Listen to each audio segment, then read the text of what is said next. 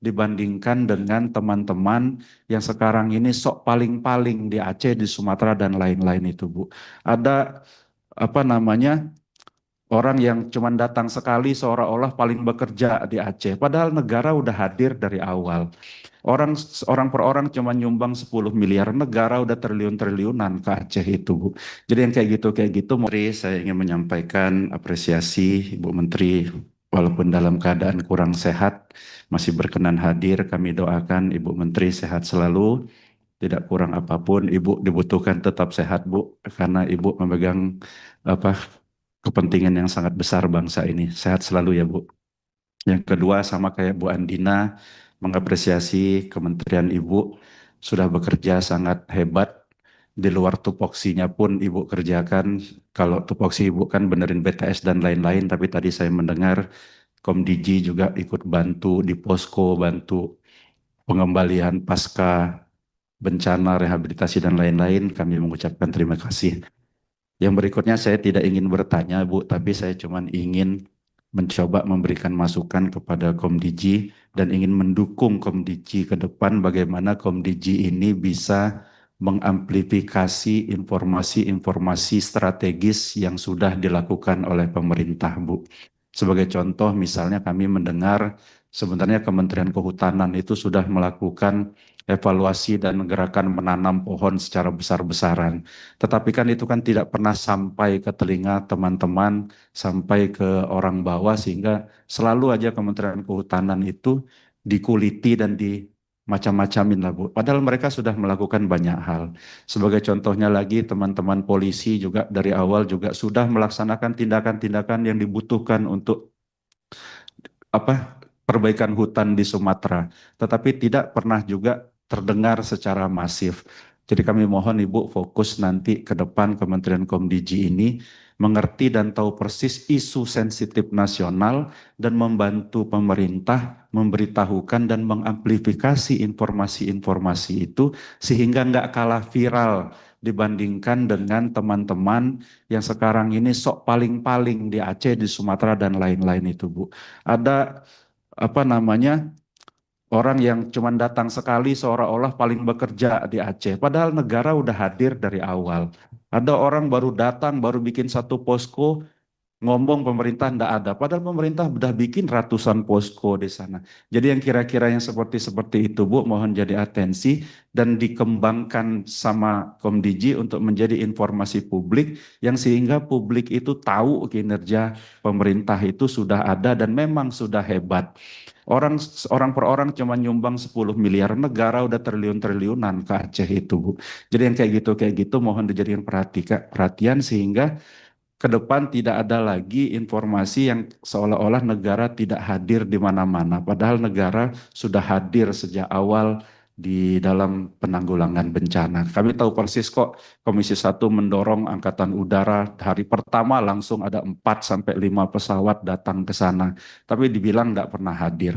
Nah mungkin itu karena kita kalah dalam menginformasikan. Nah, walaupun nanti misal Pak Utut izin dibutuhkan sumber daya dalam bentuk anggaran untuk Komdiji untuk bisa mengaplikasi itu, kita izin sama-sama memperjuangkan entah gimana caranya Pak, supaya nanti Komdiji bisa dibantu dalam urusan mengembangkan informasi yang sudah dilakukan oleh pemerintah. Saya pikir itu aja Pak, nggak bertanya karena nanti saya izin jalan Bu, jadi nggak perlu dijawab, cuman masukan. Terima kasih Pak Utut atas kesempatannya. Assalamualaikum warahmatullahi wabarakatuh.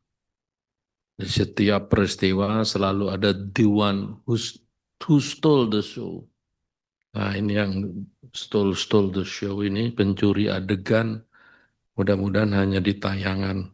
Memang yang disampaikan Pak Endipat ini sangat penting. Kalau bisa, memang hari-hari ini kita punya kanal khusus apa yang sudah dikerjakan oleh pemerintah. Karena yang ditayang tuh yang banjir, yang terus setiap hari membuat aura kepala kita juga jadi negatif ya.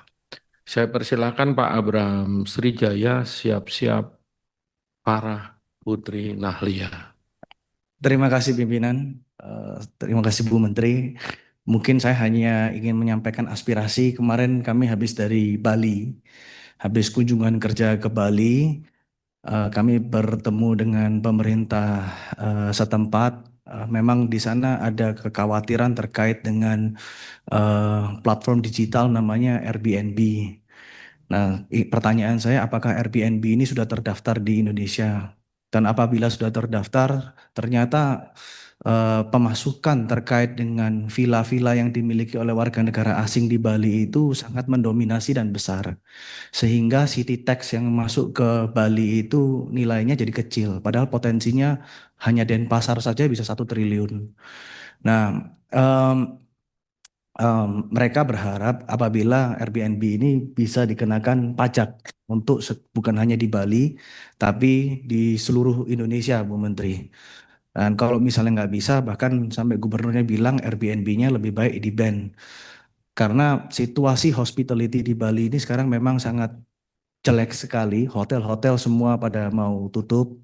Hotel bintang 5 pun juga dijual karena warga negara asing lebih prefer untuk stay di villa-villa yang dimiliki warga negara asing daripada di hotel-hotel yang dikenain pajak oleh pemerintah daerah.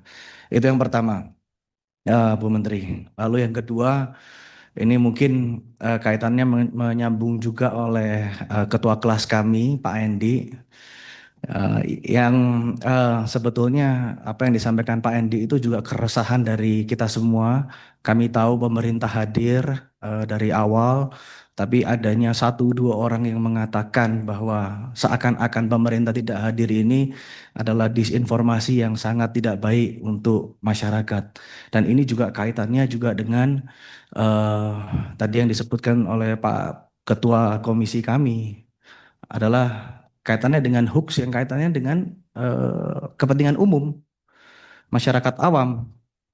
Karena kita mungkin tidak memiliki fact checker atau kita tidak memiliki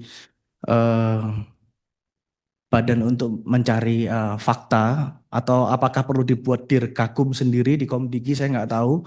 Tapi saya rasa Pak Dirjen, Pak Alex, perlu kita untuk tanggap agar ke depan tidak terjadi hal yang serupa. Artinya sejak kejadian Agustus ini saya lihat Pak Dirjen lebih aktif dan lebih kencang. Saya mendukung Pak ChatGPT. Saya ini pengguna user ChatGPT yang paling mahal, Pak. Tapi kalau misalnya dia nggak daftar di sini, saya juga nggak setuju.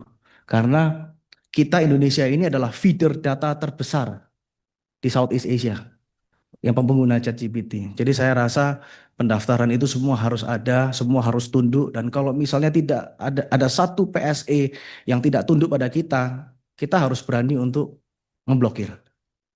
Nah, itu yang ingin saya sampaikan, termasuk dengan hoax. Pertanyaannya kan yang seperti ditanyakan Pak Utut tadi, apakah kita perlu surat rekomendasi dari kepolisian? Kalau secara logika memang kita harus tahu apakah ini hoax atau tidak. Tapi di satu sisi apalagi menyangkut kepentingan umum, kita Stay updated. Info terkini masih banyak. Jangan lupa subscribe, like, dan share YouTube official OKZone. Dan selengkapnya ada di okezone.com.